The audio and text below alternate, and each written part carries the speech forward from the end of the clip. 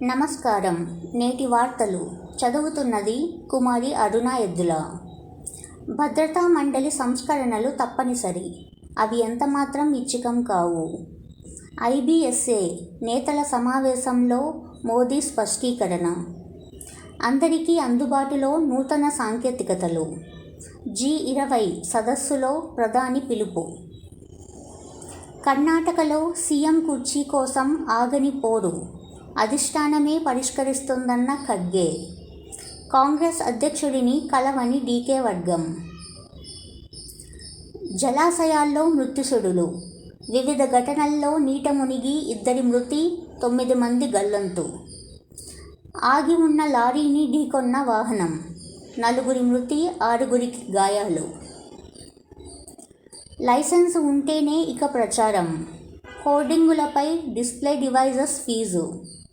విధాన సవరణలతో త్వరలో మార్గదర్శకాలు. సొంత ఇల్లు 3.47 లక్షలు. గ్రామీణ ప్రాంతాల్లో వెలువెత్తిన దరఖాస్తులు. ఈ నెల 30 వరకు గడువు. ఆవాస్ ప్లస్ యాప్ ద్వారా లబ్ధిదారుల ఎంపిక. గూగుల్ వచ్చాక ఐటీ కంపెనీలు క్యూ కడతాయి. ఏపీ డిజిటల్ హబ్గా మారుతుంది. డేటా సెంటర్తో పెద్ద ఎత్తున ఉద్యోగాల కల్పన. అమరావతిలో క్వాంటమ్ కంప్యూటర్ గొప్ప ముందడుగు. ఈనాడు ముఖాముఖిలో అమెరికా ఏఐ నిపుణుడు Gregory C. Allen. America visa రద్దుతో వైద్యురాలే బలవన్మరణం. నేడు బంగాళాఖాతంలో వాయుగుండం.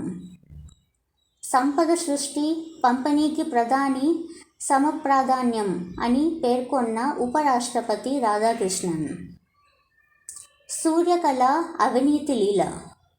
వివిధ హోదాల్లో అక్రమార్జనకు పాల్పడినట్టు ఆరోపణలు. తెలుగు అకాడమీ 2 చోట్ల కొనసాగుతుంది అని వెల్లడించిన శరత్చంద్ర. ప్రతి కార్యకర్తకు అండగా జనసేన నాయకత్వం. నేడు ఏలూరు జిల్లాకు పవన్ కళ్యాణ్. ఇంతటితో వార్తలు సమాప్తం. వార్తలు చదివినది కుమారి అరుణ ఎద్దుల. నమస్కారం.